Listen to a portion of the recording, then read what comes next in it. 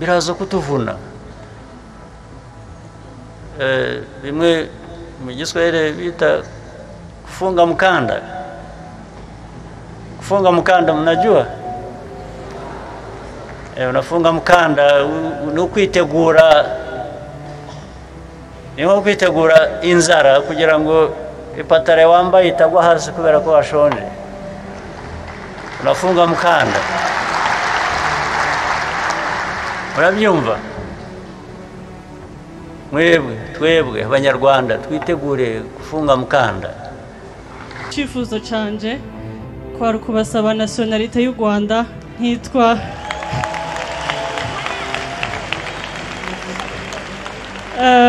nanje nkitwa umwana w'umunyarwandakazi nkibera uwanyu.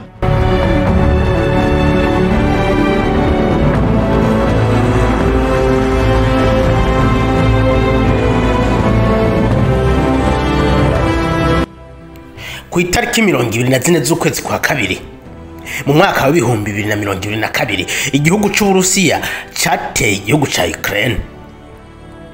Kuva uyo munsi ibihugu vya Buraya na Amerika vyafatiye ibihano bikomeye igihugu cy'u Burusiya, ariko vyatangaje isi yose kuko bino bihano nta na kimwe vyagize kino gihugu cy'u Burusiya, ahubwo cyabaye igihushane. Ubutunzi bw'igihugu bwariyongereye, nayo ibihugu bimwe bimwe vy'Uburaya bigira ingorane kubera ugukena kwa gaze yari isanzwe iva mu Burusiya. Mu ntango z'uyu mwaka wa 2025 igihugu cy'u Rwanda naco bagifatiye ibihano bacagiriza gufasha umuhari wa Mai 2023, umuhari uri kurigarurira ibice bimwe bimwe by'ubuseruko bw'igihugu ca Kongo. Perezida Paul Kagame basanze batazira Vladimir Putin wo muri Afrika yiyamirije bino bihano, avuga yuko igihugu cy'u Rwanda ataho gihuriye na Mai 2023. Ejo ku munsi w'Imana kwigenekerezo rya 16 Ntwarante abanyarwanda bavuye mu mihingo yose y'igihugu bateranira muri Stade Beka maze baganira na Perezida Kagame muri campaign yiswe kwegera abaturage.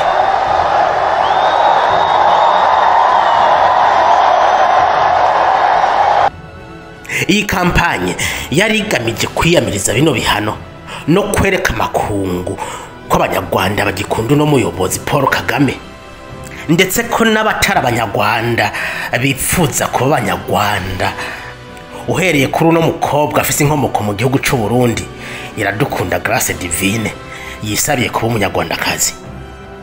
Amazina yanje nitwa Iradukunda Grace Divine canke DJ Ira, izina ry'akazi. Icambere nashaka kubashimira mwebwe banyakubahwa abo mukorana hafi, abo mukorana mu nzego zitandukanye, abanyarwanda muri rusange, ukuntu abana b'abanyamahanga duhabwa amahirwe nk'undi mwana wese w'umunyarwanda.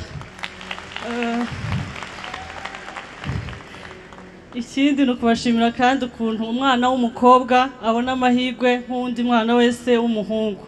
Iki gihugu je ndakiboneye nk'umugisha udasanzwe.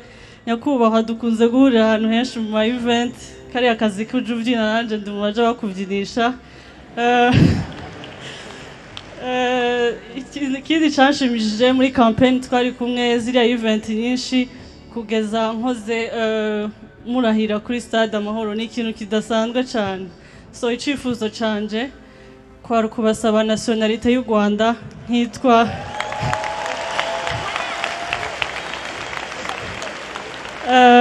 nanje nkitwa umwana w'umunyarwandakazi nkibera uwanyu. Murakoze.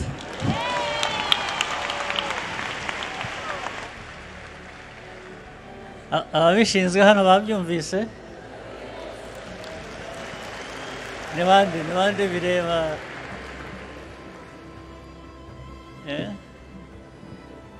In principle ndabikwemereye, ahasigaye bikurikiranye.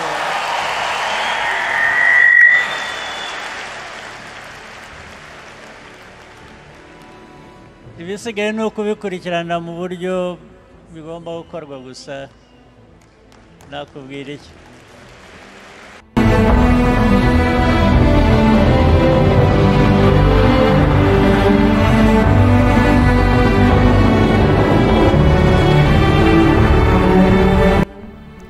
muri no campaign yo kwegera abaturage Kagame yabwiye abanyarwanda ati ntimugire ubwoba bw'ibihano ndabemereye ko tuzohangana nabo ati abanyarwanda mumenye ibihe twagwanye turiko turubaka kino gihugu ubu dukeneye kwitwa abanyarwanda ntidukeneye kuba ababirigi yakomeje agira ati bizodusaba gutubika umukanda amapantaro ntaza dukorokane kubera inzara kino gihugu cy'u Rwanda ibice birenga 40% vya budget cyahora gikoresha byahora biva hanze nk'imfashanyo na cyane cyane muri bino bihugu byabafatiye ibihano none ibi bizogirize ngaruka ku butunzi bw'iki gihugu hari ikintu bizohindura ku ntambara iri kirahuza leta ya Kongo n'umuhari Me 23 nyandikira muri commentaire ntiwibagire gufyonda jeme na subscribe ndetse no video uyisangiza inshuti n'abagenzi bawe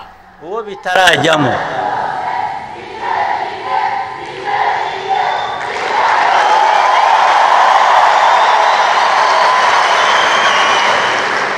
abanyarwanda bitarajyamo ko bakwiriye kuba abanyarwanda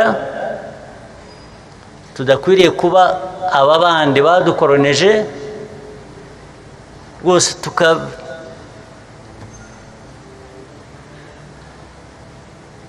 tukabiyuhagira bakatuva ku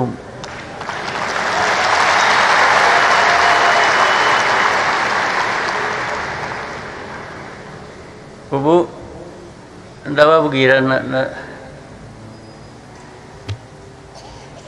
nta kantu ndi busige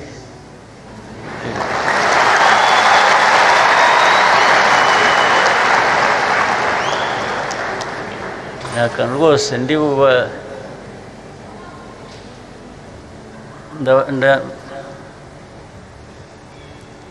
ariko kandi niyo nzira turimo yo kuba twebwe ntabwo twaba abandi dukwiye kuba abandi dukwiye kuba twe tukabana n'abantu tugahana amahoro tukikora ibyo tugomba gukora biduteza imbere akaba ari byo dushyira imbere yacu rwose niko mbyumva sinzi niba hari undi ubyumva ukundi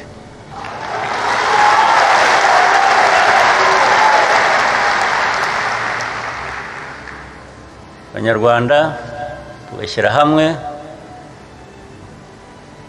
tukumva inzira yacu turimo itwubaka ibitekerezo bitandukanye bikajya hamwe bigakorera igihugu cyacu hanyuma tugahangana n'abashaka kudusenya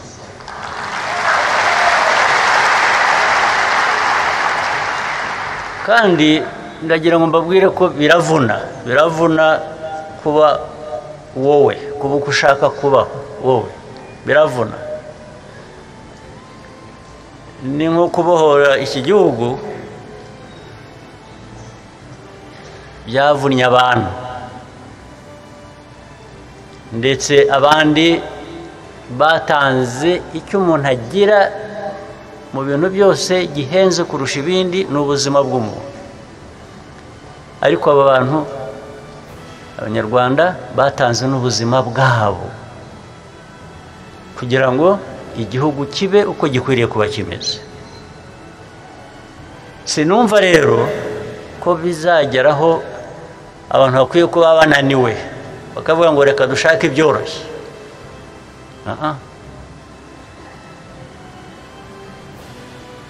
ni ya nzira biraza kutuvuna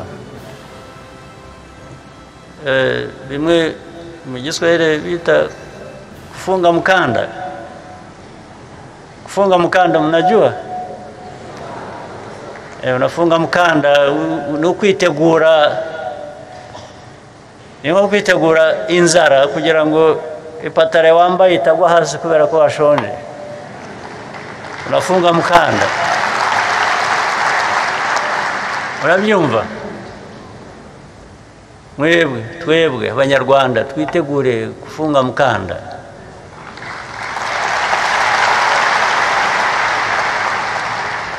sio kufunga mkanda peke yake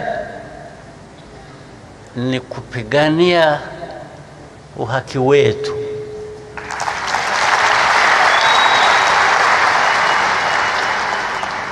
Lazima tupiganie uhaki wetu.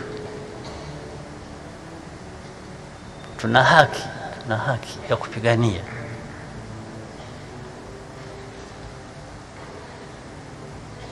Sinzi ko ubushake ari bwo bwabura rwose ntibikatubemo. So ibingibi baraho bavuze induru hirya baratugera barya baragera barya sanctions, we do this, ubu buracya twapfuye kubera sanctions.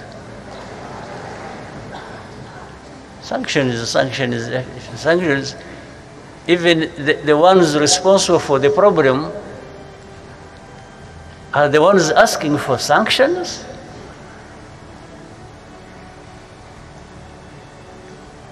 In fact, there are those you ask, what do you think are the reasons for these sanctions?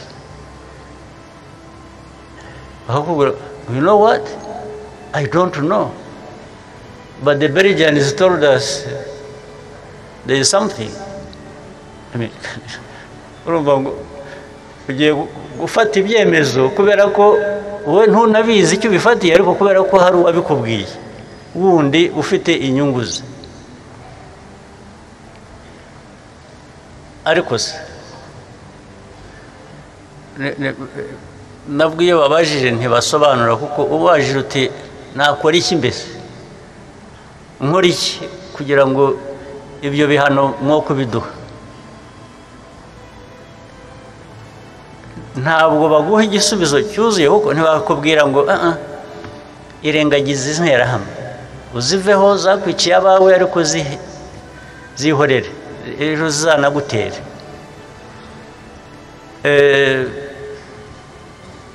Muzi ibihumbi by'abantu dufite hano b'impunzi bavuye hakurya hariya birukanywe mu byabo, kuvuga ngo abo ngabo batuze ubihorere. Uburenganzira bwabo tuzabwira abayobozi ba Kongo babwiteho. Ubwo ni ukuvuga ngo ubashyize mu maboko yabo y'ababica. Ufasha ababica, ubashyize abapfa abicwa ubashyize mu maboko y'ababica. Byose bibaho. Iyi si turimo iri mu kinyejana cya kangahe, ariko kuko bisa nkaho byasubiye mu kinyejana kindi twahisemo cyarangiye. Rero abanyarwanda, icyo nashaka kuvugana namwe, nagira ngo mbabwire uko ibintu bimeze gutyo. Bimeze uko mubyumva, buri wese arivugira arikorera ibyo ashaka.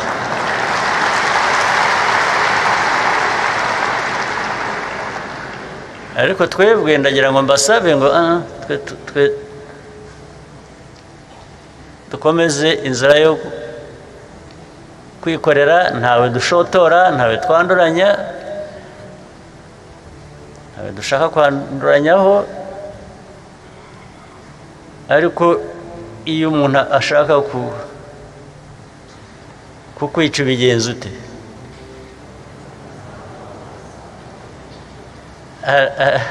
Ari muri za nyigisho, ariko nta kibazo ufitanye nazo. Ngiyo ukubise ku musaya umwe harya ngo urahindura ukagira utya. Ibyo njye ntabyo ndimo.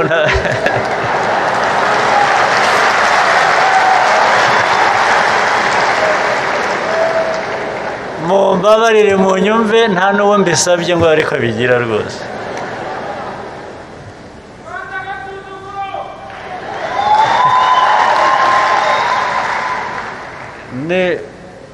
Nunkubita ku musaya umwe, nugira amahirwe urasigara uri muzima rwose. Ibyo jye niyo dini yanjye.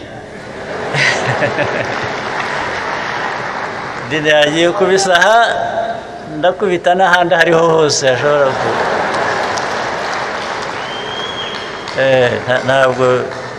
Ntabwo muri ibi bibazo turimo iyo mikino cyangwa iyo myumvire, ariko ikibanze nuko rwose twakomeza inzira turimo yo kubaka igihugu cyacu, kubaka ubumwe bwacu, imbaraga zacu, no kubana neza n'abandi, ari abaturanyi, ari n'abandi bakure. Turifuza kubana neza nabo, ariko bagomba kuduha amahoro twifuza, dukeneye, nk'uko natwe twakora ibyumvikana bizima kuri bo. Ariko ibi bintu ngira ngo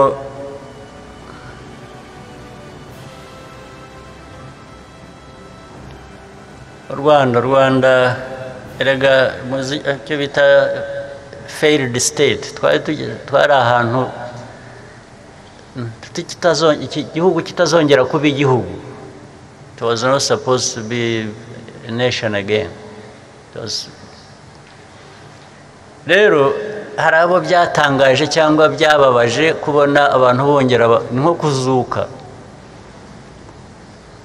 kugira ngo dusubire hariya tuvuye, yeretse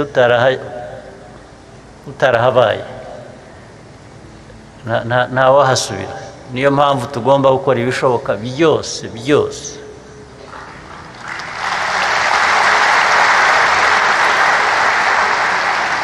kugira ngo tutazahasubira, dukomeze inzira iduteza imbere, nubwo haba abaduca intege cyangwa bashaka ko babirwanya, ntitugire aho tugera. Ndagira ngo rero hasigaye dukomeze twubake, dukomeze, ndetse n'umuvuduko w'imibereho myiza n'ubukungu uko byagendaga, dukora ibishoboka byose. Abakozi bamwe b'inzego zitandukanye, bamwe urugero cyangwa sinagize nibagiwe, nagize ngo ibyo mugiye mubigabanya byadufasha kuziba kiriya cyuho giterwa n'ibi abantu bamwe bashaka kudukorera cyangwa badukorera n'ubu ngubu. Iyo dufite pressure, aho kugira ngo ucike intege, pressure ikwiye kukuviramo imbaraga zihangana nayo. Ukwiye kwanga gushyirwa hasi, ukoresha imbaraga zose gukomeza uhagaze, ndetse ujya imbere uko bikwiye. Nicyo rwose nashatse kuganira namwe, nicyo nabatumiriye.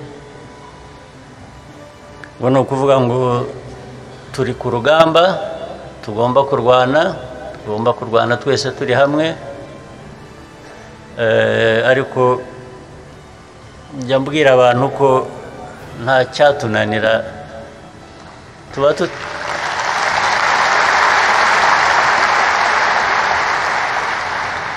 tuba tutarashize cya gihe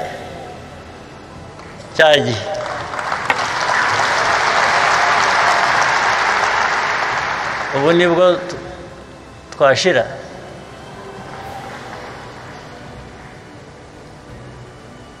There is nothing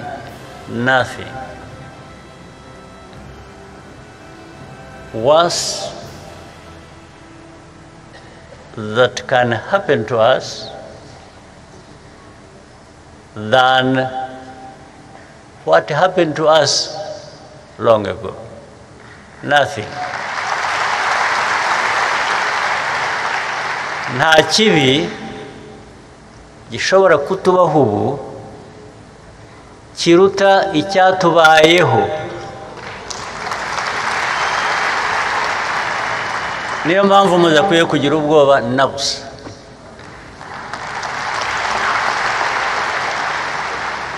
Ariko ugize ubwoba niba utinya gupfa, ubwoba burabigukiza, bugukiza gupfa.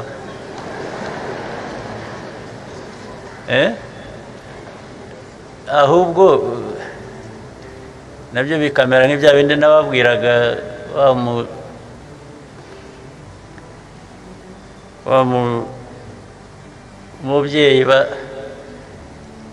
ziriya nterahamwe nabo bari bazishyigikiye n'aba bandi bose ubwo ni kimwe, bakoreye ibyamfura mbi barangiza bakamubaza ngo bamwice bate, barashaka gupfa gutara, bamurase, bamutera icyuma, arabareba mu maso arabavuma. Natwe niko tuza kubagira, turabavuma.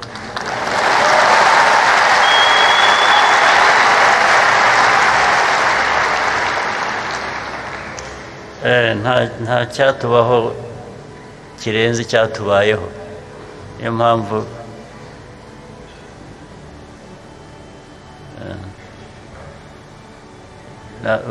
ushaka kukwica ni byiza ko wamurwanya.